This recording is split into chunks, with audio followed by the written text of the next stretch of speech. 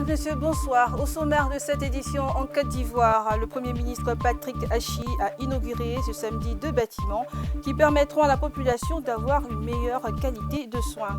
Nous restons toujours avec le Premier ministre qui a participé à la cérémonie de pose de la première pierre du grand marché de Yopougon.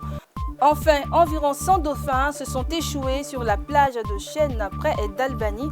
Nous reviendrons sur cette information dans notre édition. Bienvenue à vous, chers téléspectateurs. En Côte d'Ivoire, le Premier ministre Jérôme Patrick Achi a présidé ce samedi 25 juin 2023 à Abidjan une double cérémonie d'inauguration de 2 bâtiments emblématiques, le pôle gynéco-obstétrique et pédiatrique, ainsi que l'Institut de médecine nucléaire d'Abidjan visant à offrir une meilleure qualité de soins à la population. Les 2 bâtiments permettront à de milliers de femmes et d'enfants de bénéficier de soins de très grande qualité et renforceront l'arsenal thérapeutique pour améliorer le diagnostic et le traitement de diverses affections, notamment celles liées au cancer. C'est un écrin de technologie niché au cœur du CHU de Cocody. Le nouveau pôle gynéco-obstétrique et pédiatrique va améliorer la prise en charge sanitaire du couple mère-enfant. Avant, on ne faisait pas 100 lits de nouveau-nés pour tous les 4 CHU d'Abidjan, alors que nous sommes centre hospitalier universitaire. Nous recevons les bébés qui sont en souffrance et on n'avait même pas d'unité de réanimation néonatale. Et voyez là, on a presque 20 couveuses et chaque couveuse est autonome avec des moniteurs. Donc nos prématurés, nos grands prématurés seront pris en charge. Avec ses 180 lits, son matériel à la pointe de la technologie, l'infrastructure sur 4 étages dont les travaux ont tenu sur 21 mois pour une enveloppe de 17 milliards de francs CFA s'aligne sur les normes internationales. Ce pôle, bâti sur 4 niveaux, ce joyau est constitué de spécialités de gynécologie obstétrique, de pédiatrie médicale, de chirurgie pédiatrique, ainsi que des services annexes tels qu'un bloc de 5 salles opératoires, les urgences, la réanimation, les soins intensifs. Et aux côtés de la Côte d'Ivoire pour ces travaux, la République du Japon. En 1996 déjà, le pays avait accompagné la construction du service des urgences et la rénovation du bâtiment principal. Je souhaite sincèrement que les belles réalisations que nous avons sous nos yeux puissent servir plus longtemps possible, efficacement, à la santé des mères et enfants du Grand Abidjan. Autre structure sanitaire inaugurée ce mardi, l'Institut de médecine nucléaire. Son plateau technique va renforcer l'offre des soins dans le pays. La médecine nucléaire, c'est vraiment ce qui manquait à la médecine en Côte d'Ivoire. On est capable de détecter une petite substance et diagnostiquer un cancer au début où il est curable. La médecine nucléaire permet de détecter des tumeurs qu'aucun autre appareil d'imagerie ne peut faire. C'est de l'imagerie fonctionnelle. C'est un plateau technique qui est amélioré. Il reste maintenant à créer la demande. La demande, c'est parler à la population pour qu'elle vienne se soigner. Et aussi susciter à ce que l'environnement, à savoir les pays voisins, puissent utiliser ce pôle sanitaire qui est de grande facture. Pour le chef du gouvernement, au-delà des architectures et de l'équipement, le service du personnel de santé sera la force de ces bâtisses. Quelle que soit la qualité de ces bâtiments, quelle que soit la qualité de ce plateau technique, à la fin de la journée, c'est l'homme qui soigne l'homme, c'est l'homme qui guérit l'homme.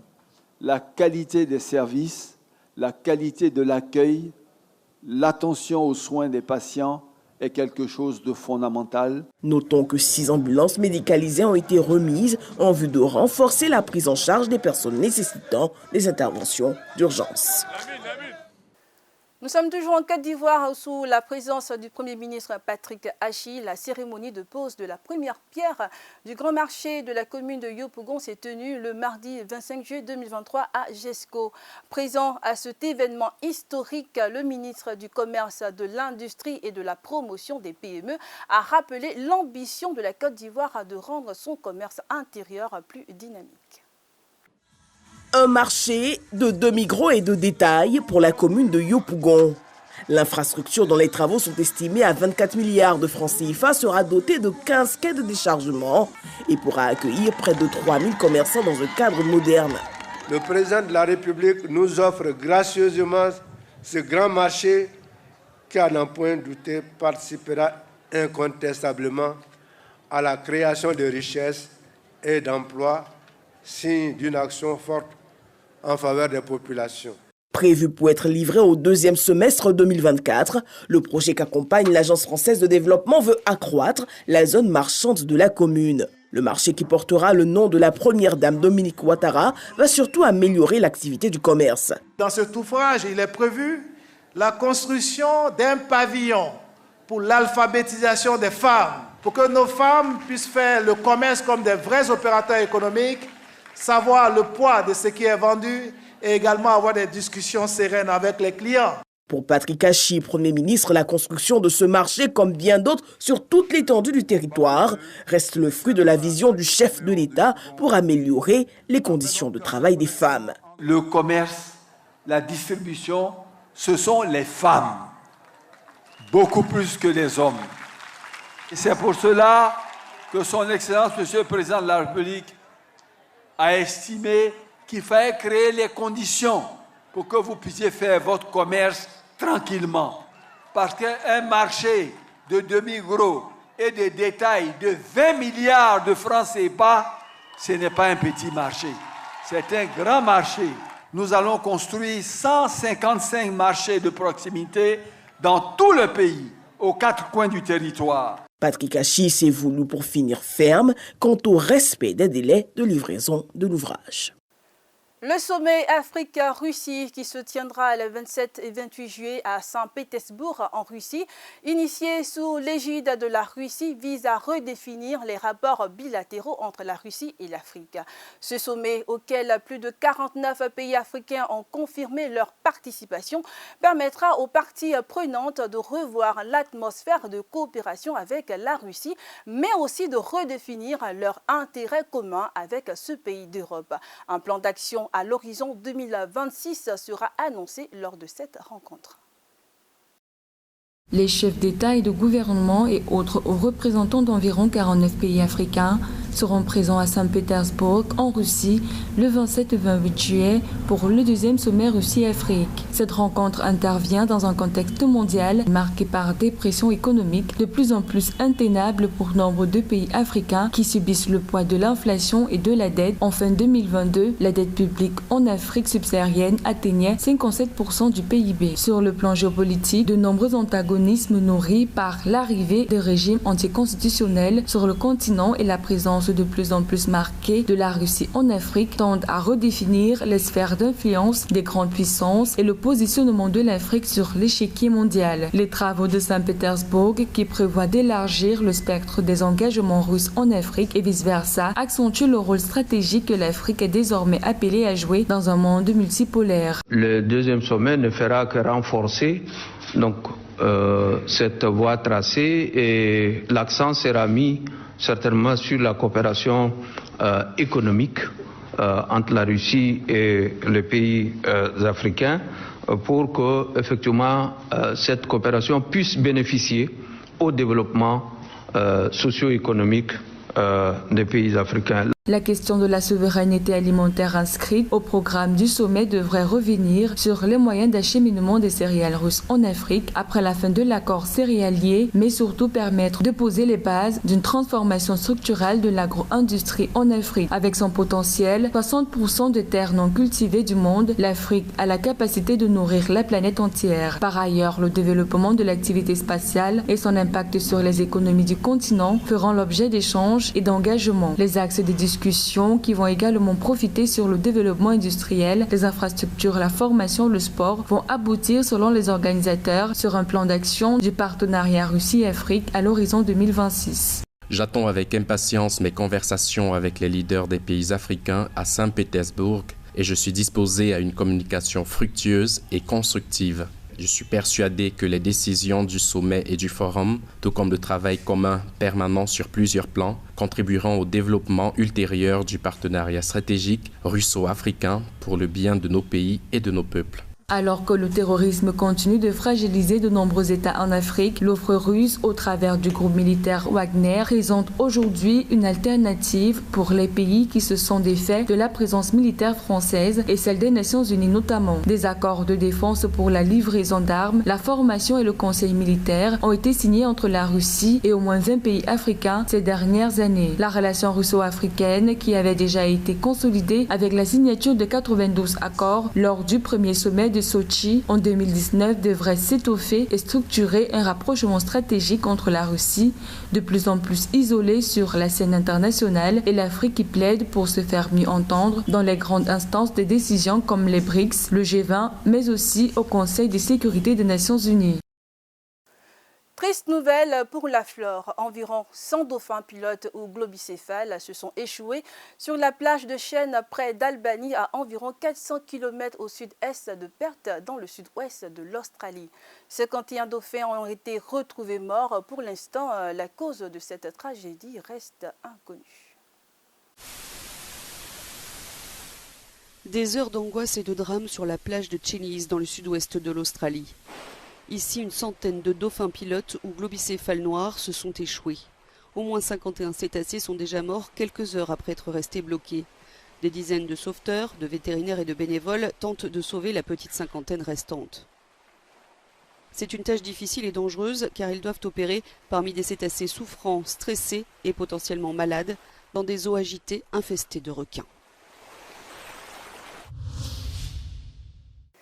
Du nouveau dans le paysage musical chrétien ivoirien, le chanteur Nestor David a célébré la sortie officielle de son 6e album dénommé La Grâce mal localisée ce lundi 24 juillet 2023. Reportage Ulrich Kwasikan.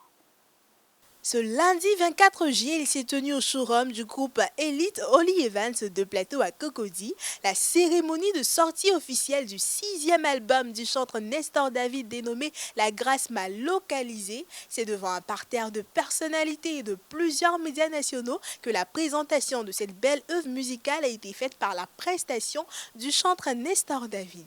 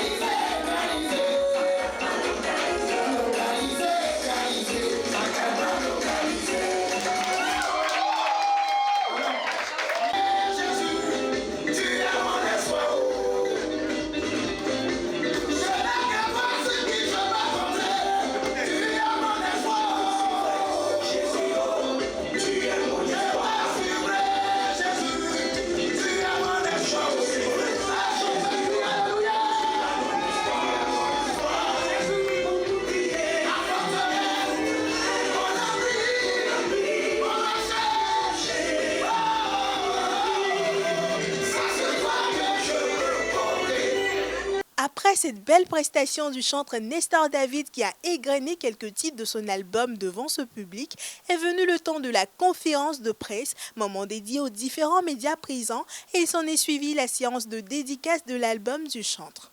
Le serviteur de Dieu, le chanteur Nestor David, nous a aussi parlé de son album et de son parcours. Oh, le 6e album, d'abord c'est un album de reconnaissance à l'Éternel. Quand je dis sa grâce m'a localisé, véritablement sa grâce m'a localisé parce que je viens de loin et en arriver là. Et puis d'ailleurs, même quand je regarde mon parcours, ma carrière aujourd'hui, ça me fait 20 ans. 20 ans sur la scène, 20 ans de ministère, 20 ans de constance.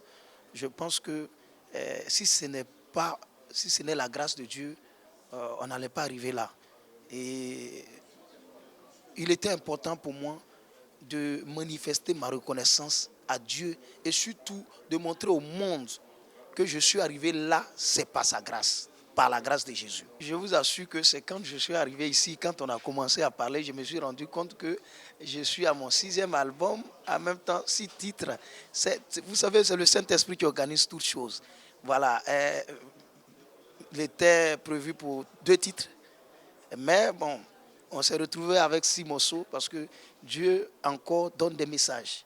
Voilà. Et je pense que quand vous allez écouter, chaque chant a sa particularité, a un message bien précis pour des personnes bien précises. La Bible dit, notre Dieu, Jésus, il est le chemin, la vérité et la vie. Quand vous voyez aujourd'hui cette jeunesse-là, ils ont perdu le chemin. C'est-à-dire qu'ils sont entraînés sur un mauvais chemin. Donc, nous chantons, nous véhiculons ces messages pour ramener cette jeunesse-là au vrai chemin qui est Jésus. Deuxième, la vérité, parce qu'ils ont été endoctrinés par le mensonge. On leur a fait miroiter des choses qui n'existent pas. On leur a fait croire des choses fallacieuses. Donc, nous les ramenons à la vérité qui est le Christ. Pour dire, si vous le suivez, il est capable de transformer vos vies. Voyez ma vie, je suis un modèle, un témoignage palpable de la manifestation de la puissance et de la grâce de Dieu. Et la vie, parce que plusieurs jeunes aujourd'hui ont perdu la vie. Parce qu'on perdu la vie. Quelqu'un qui se lève pour aller sacrifier ses parents, quelqu'un qui se lève pour aller égorger même des gens, c'est parce que lui-même, il n'a plus de vie. Donc, nous voulons proclamer, prêcher la vie à cette jeunesse-là qui n'a plus de vie. Apporter la vie qui est le Christ à cette jeunesse-là, afin qu'il retrouve la vie. Et la paix de Dieu qui surpasse toute intelligence gardera vos cœurs et vos pensées en Jésus-Christ tout le reste de cette semaine. Philippiens 4, verset 7. J'ai été ravie de vous avoir présenté cette édition de l'information. Je vous souhaite à toutes et à tous, chers fidèles téléspectateurs de Mitra TV+, une bonne suite de programme.